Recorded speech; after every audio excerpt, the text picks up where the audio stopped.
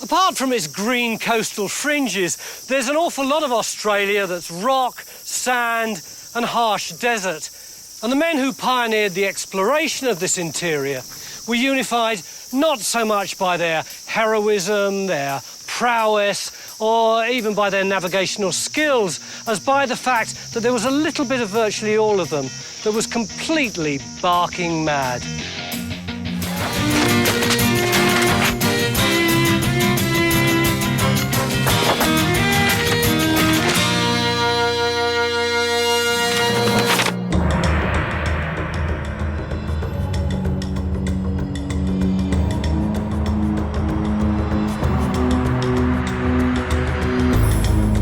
In the middle of the 18th century, exploration of Australia's vast interior was all the go. Explorers were heroic figures, the astronauts of their age.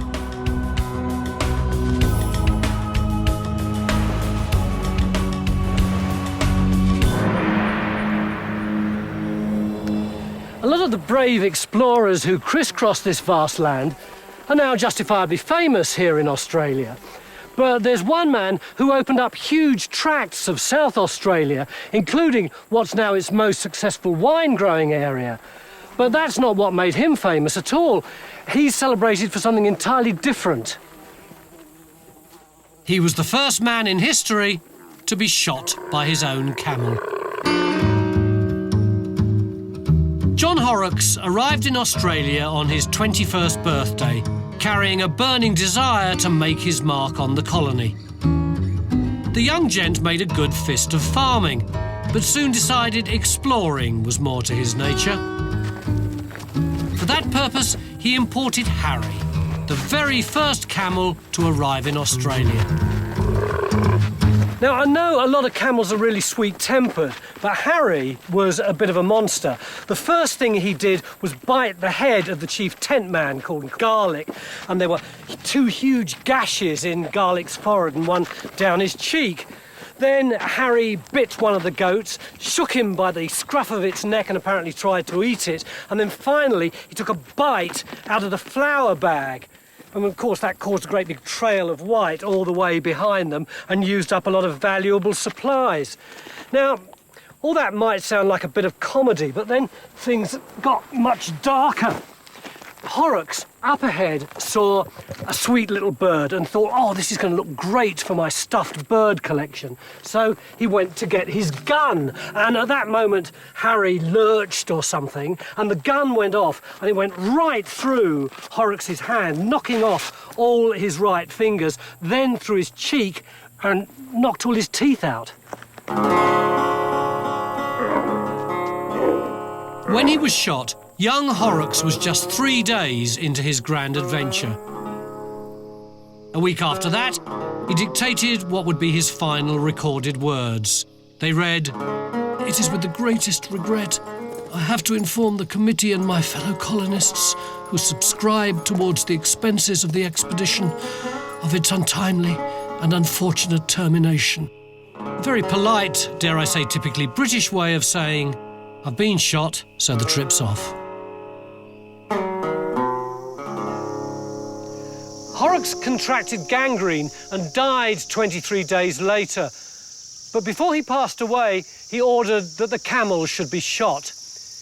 It took 2 bullets to kill Harry, and only after he'd managed to take one final bite out of a stockman's head. The vast interior of Australia was still a mystery when Horrocks' luck ran out. In fact, no European laid eyes on the red centre of Australia until more than 50 years after the British set up their little settlement in Sydney. The reason was these, the Blue Mountains. For decades, Sydney was landlocked. What lay beyond these rock escarpments was just speculation and guesswork.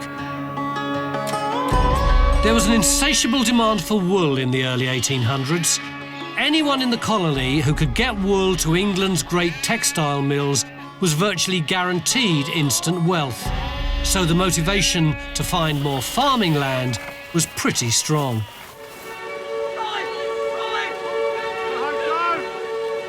The mountains were finally crossed in 1813 by explorers who followed Aboriginal trails along the ridges. They were a hardy bunch, the early explorers, but some of them stood out. Thomas Mitchell arrived 15 years after the Blue Mountains were crossed. He believed all the good farming land had already been discovered. More than anything, he wanted to make his mark as an explorer and felt frustrated to be put on surveying duty. But ironically, it was his surveying skills that led him to finally achieve his goal. Apollo and I are going to give you a bit of a demonstration of surveying because Mitchell had this really curious way of working out how far he'd travelled during the course of the day. And he did it using these things, broad beans. He'd stick them in his pocket and then he'd count the steps that his horse made, 1, 2, 3, 4, 5, 6, 7, 8, 9, 10, till he got to 100. When he got to 100, he'd put a bean into his pocket, then he'd start again, 1, 2, 3, 4, 5, 6, 7, 8, 9, 10, till he got to another 100, pop another bean into his pocket. And he reckoned that his horse took 950 steps to go 1 mile. So at the end of the day, if he'd got 100 beans in his pocket, then he knew that his horse had travelled about 10.5 miles. Now, that may not be as accurate as GPS, but quite frankly, Mitchell is the most famous surveyor in Australia, so who am I to argue? Who are you to argue either? Have some more beans. Doesn't want any more beans. Mitchell was asked to use his surveying skills to chart the Darling River in the west of New South Wales. But his ambition got the better of him. He saw there was much more promising land to the south of the Murray River and decided to set off into uncharted territory. And he hit the jackpot, open pasture land as far as the eye could see. He called it Australia Felix, lucky Australia. And it was lucky for him too. As one of the very few explorers to discover rich pasture land, Mitchell's place in Australian history was assured. Mitchell and his team had crossed mountains, navigated rivers and slept rough in the bush. By the time they got to Portland on the south coast of Victoria, they'd been on the move for 5 months. They were miles away from civilization in previously uncharted territory. Except, actually, they weren't. Imagine Mitchell's surprise. He'd stumbled onto an established settlement that no one else in the colony knew existed. A farming family from West Sussex called the Hentys had slipped through the back door with a land grant from the King of England.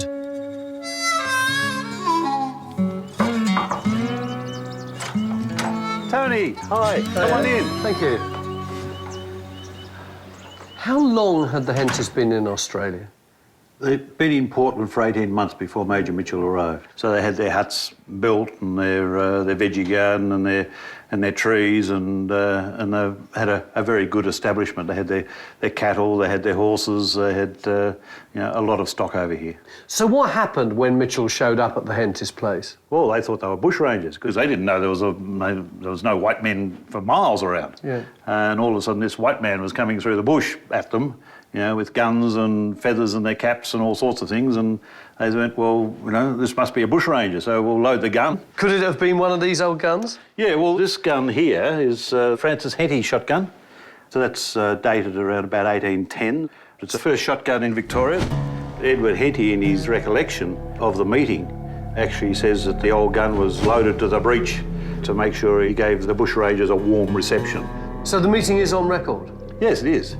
This is a document written by Edward Henty, and what he goes on to say is that the appearance of Major Mitchell and his band of 5 with emu feathers in their caps, as well as the red tail feathers of the black cockatoo, blue and red serge shirts, and much tattered, patched and worn, and certainly very fierce and formidable looking. They'd have looked absolutely terrifying, would have been horrible.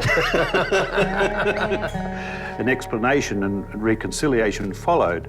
So that's when they went, oh, well, we won't shoot him yet, we'll find out what he's about.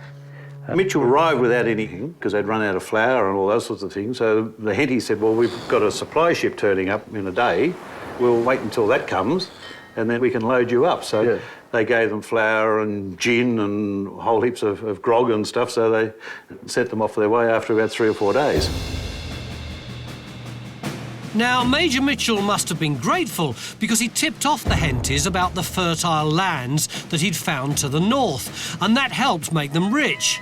But when he got back to Sydney, he reported the presence of the squatter clan to his boss, the new governor of New South Wales, and it didn't do well for the Hentys. So what did Governor Gibbs do? Well, he set down a team, because he went right off the rocker, apparently. He went, oh, what's everybody, what are they doing down Big there? landowners in my land. What's happening? That damn king, what's he doing? I'm trying to run this show. So he set down a surveyor and stuff. And, of course, the Hentys had laid out their houses and their gardens and everything else. And just to really make the point to the Hentys, right, that Gibbs was actually the boss, they actually put a road right through Edward Henty's middle of his house. You know what? Which was very nice. I think the Hentys would have been much better off if they'd shot Mitchell. They were very British at that stage. Actually, you're a Henty, aren't you? I think I'll just put that down and move to the other side of the room. When I first heard the story about Mitchell meeting the Henty brothers, I assumed that the Hentys were a pair of ragamuffins trading with whalers and making a hand-to-mouth living. I now realise that they were landowners, they were favoured by the King of England and were very, very respectable. Look, this is Francis Henty's own top hat. I better give it back before I go.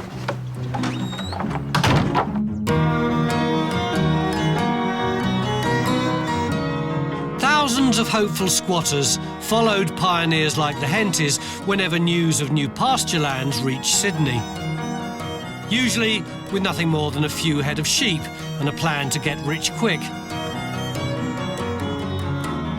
They were rapidly spreading out across the country, each new run a few kilometres further into the interior than the last.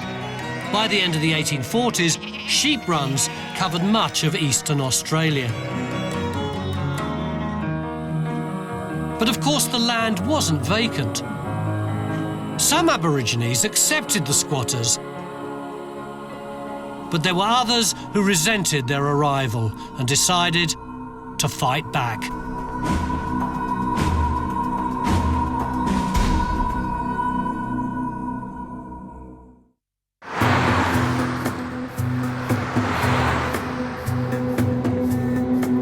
As the sheep moved out across the country, so did the violence.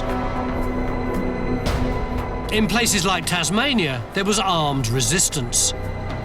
Aborigines, angered by the takeover of their lands, waged a kind of guerrilla war.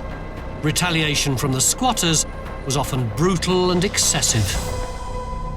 This little painted board is really rare, which is why I'm wearing the white gloves. And it's a proclamation from a Lieutenant Governor in Tasmania in the early 19th century, and it's addressed to the Aboriginals. That's why there's this little hole here so that it can be tied to trees out in the bush. And it's like a cartoon. In the top frame, you've got black people and white people together living in perfect harmony, like in the song by Paul McCartney and Stevie Wonder. Two little children there holding hands. You've got a black baby there and a white baby there. Maybe it's even implying into marriage, I don't know. And then in the frame below, you've got the top brass of both the Aboriginals and the colonists shaking hands. But then, in the next frame, you can see that if a black person kills a white person, then the black gets hung, and likewise, if a white person kills a black person, then the white person gets hung, which all seems pretty fair and dandy, except it's not really a very good representation of the truth.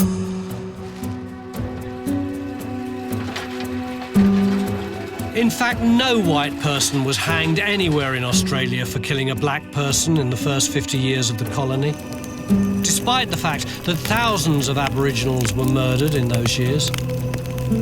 On June the 10th, 1838, a posse of white men rode into Mile Creek Cattle Station, saying that they were looking for some Aboriginals who'd been rustling cattle. Now, there were Aboriginals on that station, but they were known to be mild and inoffensive. They clearly hadn't had anything to do with any cattle theft. Nevertheless, the posse rounded them up. These men were mostly ex-convicts employed as stockmen in this remote part of northwestern New South Wales. No doubt they thought they could get away with the massacre because some of them had been involved in wholesale murder of Aboriginals before and hadn't been brought to justice. The posse had tied up all 28 Aboriginals into a kind of human ball, 28 terrified men, women and children, and then they dragged them out into the countryside and wandered round with them for about an hour in a pretty ineffectual way, as though they didn't really know what they were going to do next. But then they must have had some kind of change of heart, because all 28 Aboriginals were murdered. Terrible things were done to them. Most of the children were decapitated. The adults were hacked to death and burned. Then the posse rode back to Mile Creek, had their breakfast, and boasted about what they'd done.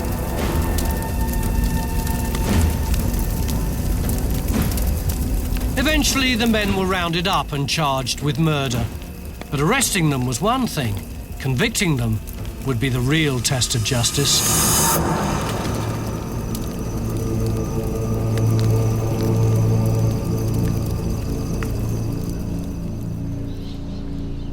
When the Mile Creek massacre came to trial, the judge reminded the jury that there was no difference in law between killing a white man and killing a black man. Nevertheless, it took the jury just 20 minutes to find all 11 defendants not guilty, at which point cheers broke out in the courtroom. The mood of the times was that no white man should be hung for killing a black man. But times were about to change. Governor Gipps took the unprecedented step of ordering a second trial. This time around, justice was served. 7 of the 11 accused were hanged for murder. It may not have been the last massacre of Aboriginal people in Australia, but the trial was a turning point for the treatment of Aboriginal people under British law. It's a subject that's close to the heart of historian Eric Wilmot. What do you think the significance of the Mile Creek judgment was? The significance was it represented a complete change in the attitude of Europeans, the colonisers, to the indigenous people of Australia. So as far as you're concerned, the verdict and the way the verdict was implemented were a huge change in Australian history. Yeah, the first change was that these people were human. And if you killed them, you could be charged with murder, which is what happened, and be executed for it. That was fantastically important. The Aboriginals who worked at Mile Creek were pretty easygoing. They wouldn't have been part of the cattle rustlers. Do you think that's true? Yeah, I think that is true. But I mean, at that stage, everyone did a bit of cattle rustling. Keep in mind, most of the people that worked on Mile Creek Station and the stations surrounding there were ex-convicts. Being offered a decent job as a stockman was pretty good. One of the things that they became convinced with that stood in the way of this new life of theirs was the existence of Aboriginal people who insisted this was their land.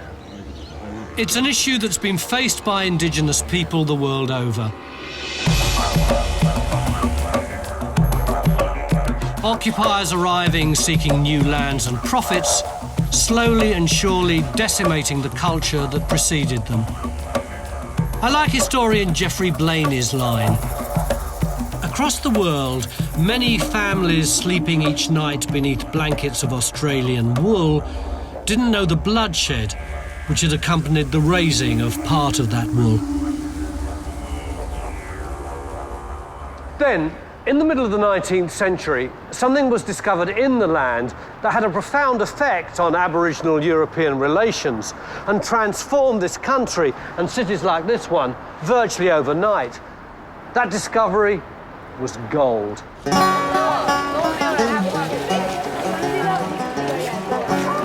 Every Australian school kid knows the discovery of gold in 1851 transformed Australia. But actually, it was kept a secret for decades. Convicts cutting a road near Bathurst were rumoured to have struck gold as early as 1814. So why weren't they shouting about it from the hills? Well, there was a bit of self-interest going on here on the part of the farmers and landowners whose interests were so strongly represented in government. They reckoned that if they announced the discovery of gold, then all their workers and the convicts would run off and start looking for it, which makes a lot of sense.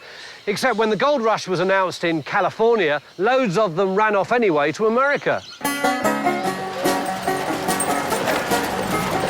California was soon overrun by hundreds of thousands of prospectors from all over the world. The Englishman Edward Hargreaves was among those who tried his luck, and like so many others, left with nothing to show except a tan. But in 1851, back in New South Wales, his luck changed. There wasn't very much, not even enough to fill a tooth, but Hargreaves knew that gold, like gold prospectors, was never found on its own. This was a momentous discovery, and the story goes that when he made it, he jumped to his feet, turned to his prospecting partner, John Lister, and said, "This is a historic day for New South Wales. I'll be made a baronet, you'll be made a knight, and my horse will be stuffed, put in a glass case, and sent to the British Museum." Well, none of those things actually happened, but Hargreaves knew how to talk up a story. He even talked the New South Wales government into awarding him £10,000 for his discovery. And in May 1851, the Colonial Secretary of New South Wales announced that gold had been discovered near the town of Bathurst. For the new colony of Victoria, this was a disaster. Almost overnight, the streets of the capital city, Melbourne, were deserted. Ships laid idle at anchor. The New South Wales gold rush threatened the very existence of the new colony.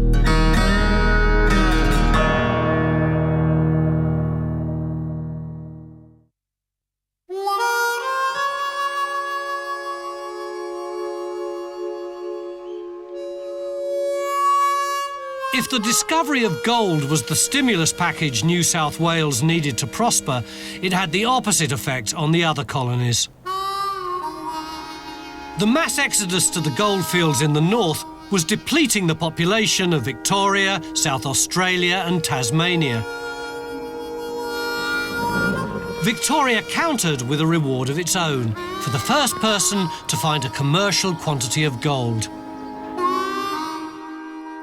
Ironically, gold had been discovered the year before in central Victoria, but the farmer wanted to keep it quiet because he didn't want his sheep disturbed. The 200 quid reward changed his tune and triggered a gold rush that would soon dwarf the one in New South Wales.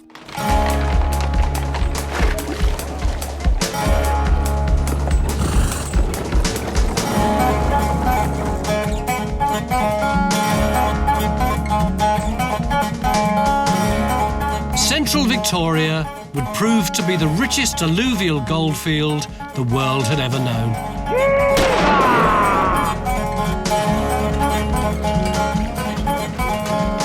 Nuggets the size of house bricks were being found.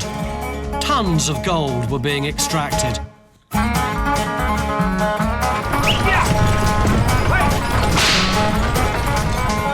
There was fever in the air.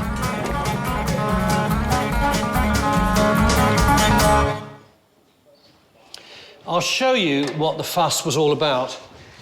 In here is the welcome nugget. It weighs an extraordinary 69.9 kilos, and at today's prices, it's worth 3 million Australian dollars. It was found by a Cornishman called Richard Jeffrey, and it was the headlines created by finds like this that brought diggers here from all over the world. This isn't the original, by the way, it's a replica. The original was melted down and turned into sovereigns. In 2 years, Victoria's population grew from 70,000 to more than 500,000. 1 in every 50 people in Britain migrated to the colonies. Overnight, there was a new class of new Australians, not convicts, but free thinkers and dreamers who came flooding in from all corners of the globe. They were intelligent, educated, idealistic, and incredibly diverse. There were diggers from Italy, Germany, China, America, Canada, Ireland. Some of them had fought wars in their own homeland, others had been expelled for their political activities, but ironically, they all thought that the convict colony could offer them freedom and the sniff of wealth.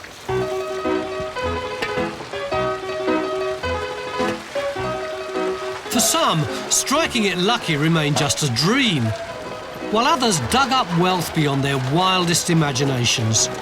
Free from the strictures of class and parish back in Europe, the diggers who hit pay dirt could live like kings. Some only for a day, but kings nonetheless. The goldfields became a place of extravagance and excess. There was one miner who bought all the champagne in a Melbourne hotel and tipped it in a horse trough so that everyone could have a slurp at it. And there was another one who trotted around on his horse, literally in golden horseshoes. Society was transformed.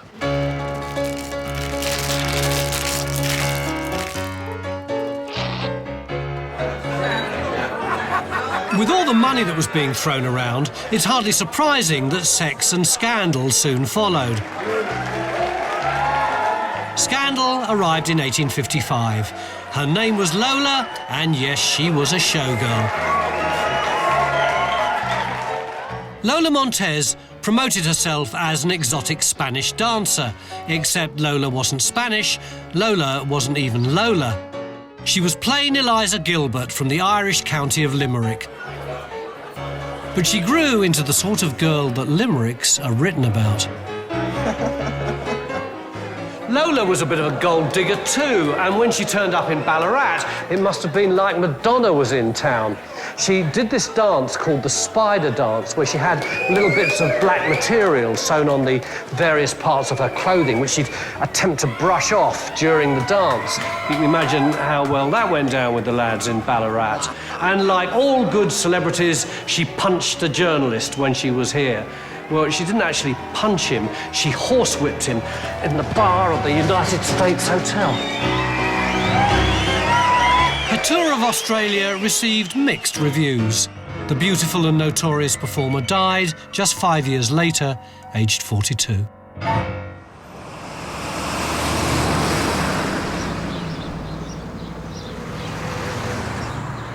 What must it have been like to live here on the diggings? Thousands arriving every week, the cry of Eureka in the air. I've come at a good time. Every year, the good people of Chewton celebrate a famous event from those days.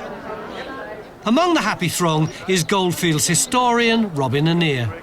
So did many of them actually get rich quick? Yes, I think they did.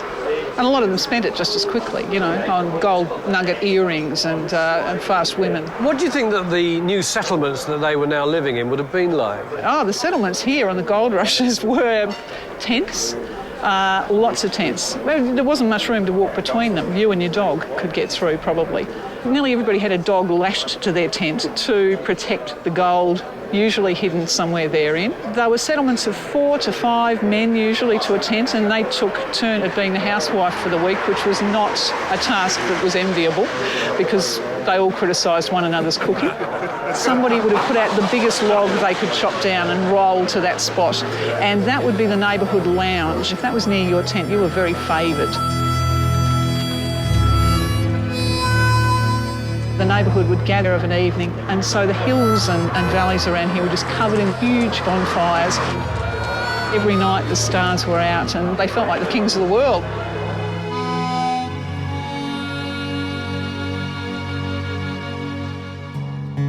But the party couldn't last forever.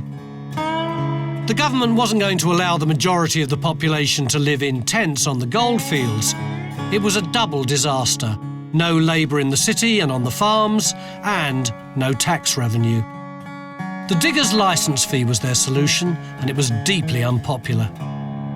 Why did they get so upset about the licences? Well, it was a tax, and why wouldn't they? Often they wouldn't find gold first up, or wouldn't find gold, enough gold to be constantly covering the cost of flour, and which all their supplies were very expensive. So it could be hard to afford a gold licence. But the main problem was the way in which their gold licences were checked by the troopers, by the police, and by the gold inspectors. But this sort of behaviour of constantly being tapped on the shoulder by the troopers, who treated them in a very unfriendly and impolite fashion.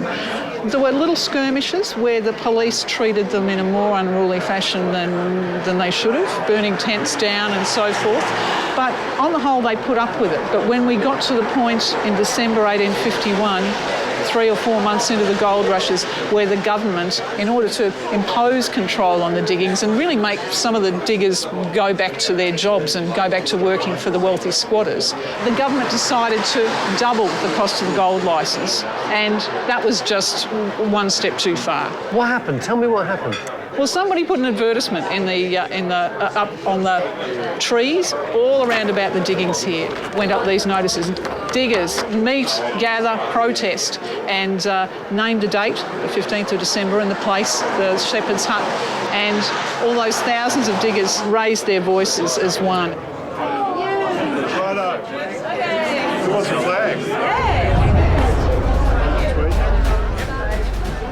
It was an echo from the old country, where the English Chartists organised monster meetings in the 1840s in the struggle to give the working man a vote. In the wild frontier, the diggers wanted to be heard, while the government felt its grip on the colony was slipping. This monster meeting loomed as a mighty showdown between the immovable and the unstoppable. We're diggers, united, we'll never be defeated. It was the 15th of December 1851, and the word was out. Diggers were outraged at the doubling of the gold licence fee and at the intrusion on their liberty. We'll never be defeated. I probably shouldn't say this here, but I do have a bit of sympathy with the authorities. After all, these thousands of people had just poured in to the colony, and there wasn't any infrastructure, there were no roads or anything like that, no law enforcement. It was pretty much chaos, so they did need some money. On the other hand, the gold diggers had probably spent their life savings getting here. When they got here, they had to pay for a licence. Now the licence was going to be doubled, and they'd have to carry it with them all the time. If they didn't, they were likely to be fined. You can see why things kicked off. Hey, mate. Many had come to the goldfields to break free from the shackles of the class system. Now they felt they were losing control of their own destiny and were determined to seize it back. On that hot summer day, more than 10,000 of them marched to a place called Shepherd's Hut. Jeff Hocking is a local historian who's written extensively on the monster meeting. What happened when they all got here? Well, they had speeches. People came and stood on a dray, just like we have here today, and they had rousing speeches saying to the government, we don't want to pay more taxes, we think it's unfair. After all, there was no infrastructure at all. There was nothing except police and tax gatherers, no roads, nothing was provided. Will you pay the £3 licence? No! We're willing to pay a little, but skinned alive we will not be. I think people were really saying we want to be free from the factory owners, from the squatters, from those people who make us chase sheep all day of our lives. This is an open land, we're free. We can make a new life for ourselves. It's not old England. And in a way they were quite shocked to find the government turning up so soon with rifles and muskets and bayonets demanding money. Will you submit to oppression and injustice? No! Meet, agitate, be unanimous. So they kind of won because they stopped the taxes being increased. But in a way, this was just the prelude to 2 or 3 years of struggle. It's really the spark. It was ignited here at the monster meeting in Chewton and really burst aflame in Eureka 3 years later. So we claim quite proudly that our first steps to democracy in this country started here at this spot. across the goldfields, diggers had the scent of victory in their nostrils. For the first time, the labouring classes felt they had the upper hand. The feeling wouldn't last. The government saw the writing on the wall, so what did it do? It built a bigger wall in the shape of a massively increased police force. They brought in extra police from Tasmania, from the London Met. They recruited eager young gentlemen, and these coppers didn't mess around. This is the log that the diggers were chained to if they couldn't produce their licences. And a lot of the police didn't wear uniforms. They went undercover, infiltrating the diggers' groups. The goldfields were well on their way to becoming a police state.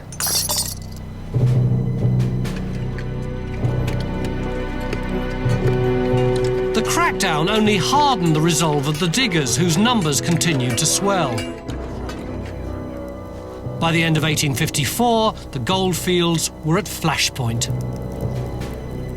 After months of negotiating with the authorities, the diggers tried direct action by setting fire to their licences. The police responded with more licence checks and more arrests. The mood got ugly. The diggers got more and more militant. At the centre of all this rabble-rousing was a man who'd once studied to be a Catholic priest. His name was Raffaello Carboni. He'd left his native Italy to escape what he called tyrannical rulers and the law of the sword. And he was outraged by the Victorian government's heavy-handed tactics. He found himself on the goldfields agitating for revolt and reform, and he gave a speech which is very much like a speech that another famous man gave over 100 years later.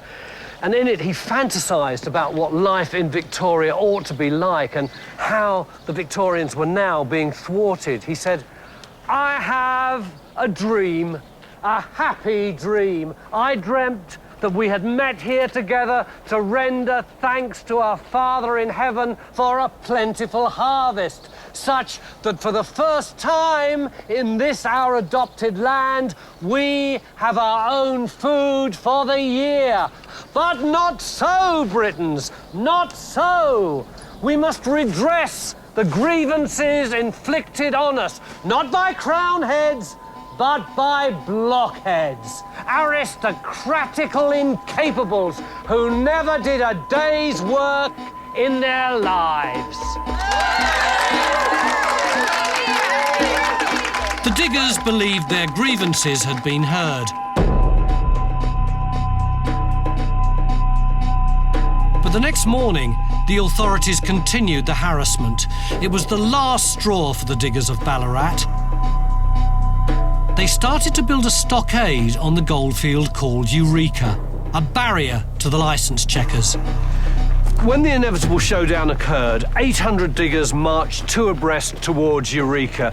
It was a bit like that moment at the beginning of the Olympic Games where you get all those people from different nations marching round the stadium. You had the Canadian flag bearer with the Southern Cross, the Italian Carboni being urged on by the Irishman Peter Laylaw, telling everyone to grab every piece of metal or wooden shaft that they could in order to plunge it into the tyrant's heart. You've got French, Germans, Swedes, you've got veterans from the American Revolution, all of them swept along on this tidal wave of emotion, determined to confront their oppressors and seize some kind of freedom for themselves. Then, at dawn on Sunday the 3rd of December, when the stockade numbers were at their lowest, the troopers attacked.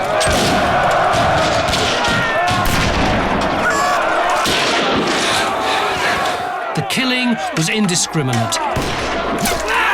Dozens lost their lives. It was said that some diggers were executed on the spot.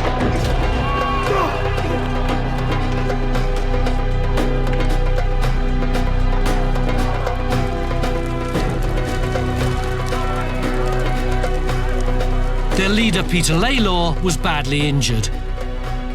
His arm later amputated.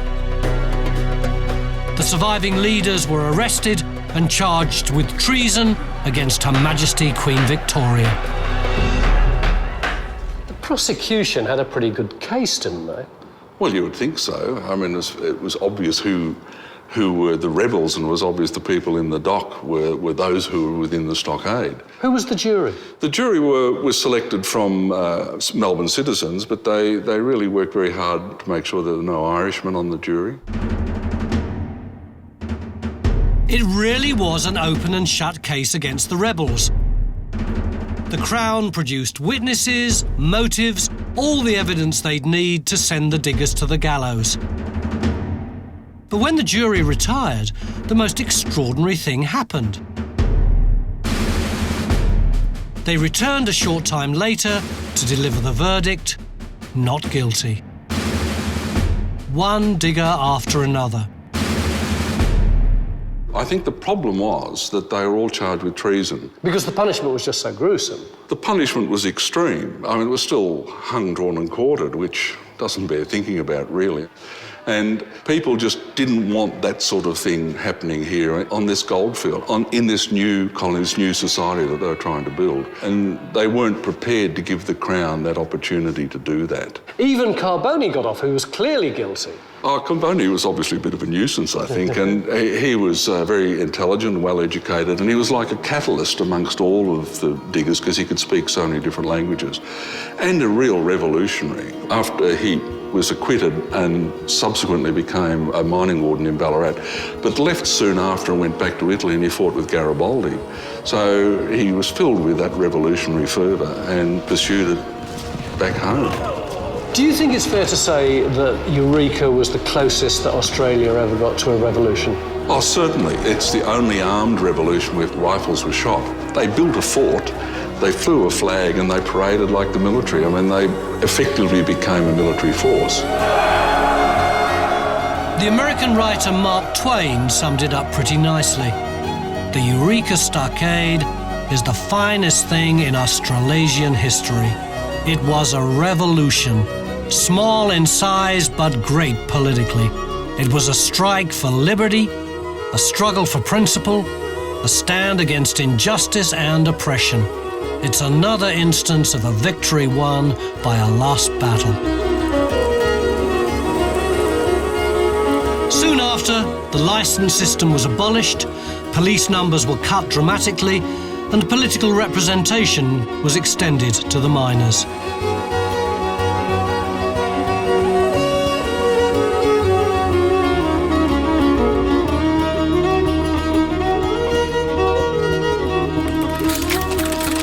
A new era was dawning, with new colonies such as South Australia, as well as old ones with new names like Tasmania, introducing legislative assemblies of ordinary citizens. Rule by governors was on the way out. Democracy was taking its place. I reckon there's something rather unique about Australia. No revolution was required to get rid of its colonial masters, and no revolution was required to establish a new government. Yes, there was a bunch of pike-wielding seditionists who were accused of bearing arms, but what happened to them? They were freed, acquitted, and they ended up as businessmen and MPs. And this says something to me about the emerging Australian character of that time. First, you had a load of people challenging authority, and the next minute, they were the authority. And you know, I think there's still a bit of that happening around here, even today.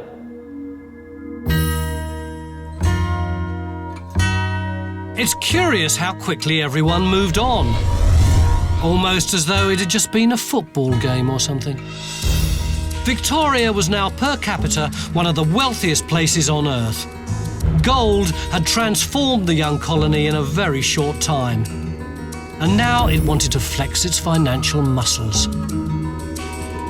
In the 70 years since colonisation, no one had crossed the continent from south to north. Many still believed that there was a great inland sea in the centre of Australia.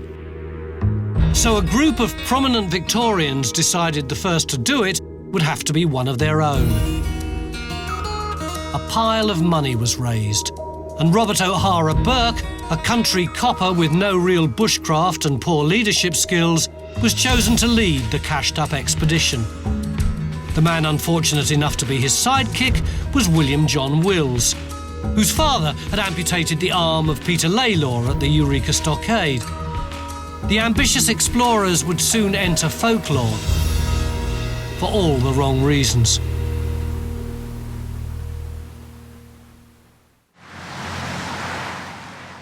Thousands of Australians go up and down this road in Royal Park in Melbourne every day, but I bet hardly any of them know what this extraordinary edifice is. It really is quite bizarre, isn't it? It actually marks the spot where Burke and Wills set off on their famous expedition. 15,000 cheering people saw them go. One of their carts broke down before they'd even left the park, and they only managed to make 11 kilometres on that first day. But then Burke turned round and galloped all the way back to Melbourne because he'd become obsessed by this 17-year-old girl and wanted to ask her to marry him. Whether or not she agreed, history doesn't record. What we do know is that he never laid eyes on her again.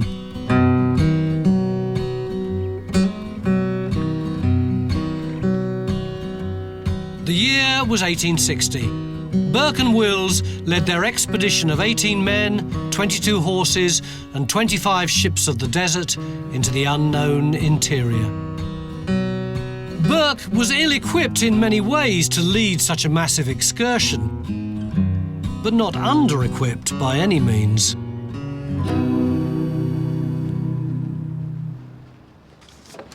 The list of things that they took with them is really quite extraordinary.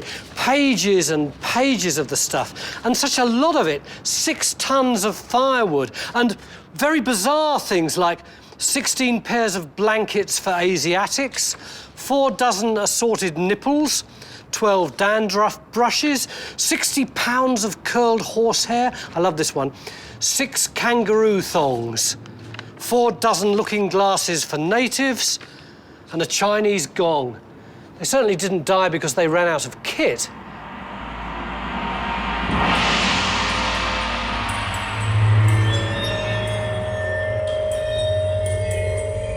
Burke and Wills made it as far as Menindee, a tiny outpost in far western New South Wales. It's here that Burke started to go a bit balmy. He became paranoid that others would beat him in the cross-continental dash. Burke raced ahead of the main group to Cooper's Creek, going further than any white explorer before him. But that wasn't enough. He pushed on with just 3 other men, intending to be the first to traverse the continent of Australia. Dave Phoenix takes up the story. Well, Burke had asked the depot party to wait at the Cooper Creek for 3 months. He thought that he could go from the Cooper halfway across Australia and back in about 3 months. Wills had the maps. He was a little bit more conservative. He realised how far they had to go, and he'd asked the depot party to stay for 4 months. After 4 months, the depot party decided they were going to leave. It took Burke 4 months and a week, and they got back to the depot the day the depot party left. That is terrible luck. Yeah, absolutely terrible luck. They've walked across the continent, they've walked halfway back, and they're just 9 hours too late. Burke and Wills had missed the last bus. Their supplies were all but gone. How did they survive? They went on half rations at first, and then they went on quarter rations. The local Aborigines gave them food. They gave them rats. There was a plague of rats, so they had fat rats baked in their skins.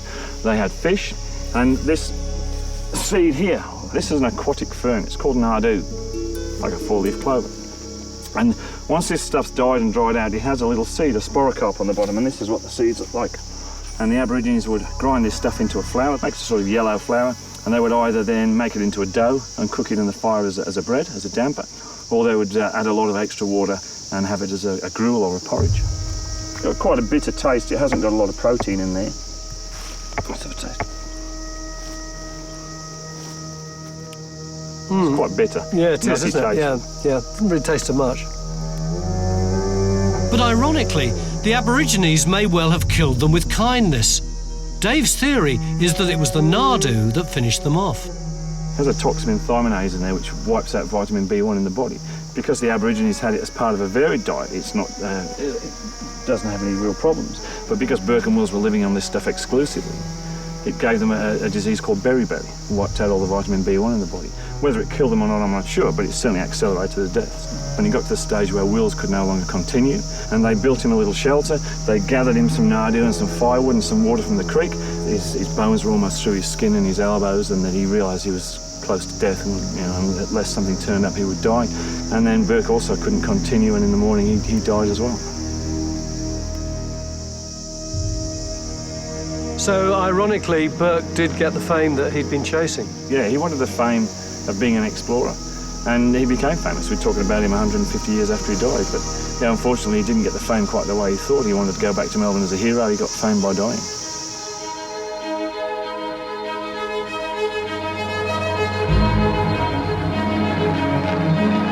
As we look back from the 21st century, we can see that the tragic expedition wasn't a complete waste of time. It did complete the picture of inland Australia and proved once and for all there was no inland sea. Most of us have only heard of a handful of Australian explorers, either those who spectacularly succeeded or those who completely failed. But actually there were hundreds of them. Some, like Burke, were hugely funded, but most of them were little handfuls of stockmen who just rode that bit further than anyone else. And the result? They opened the country up to sheep, cattle, and the people who worked with them. And that transformed Australia.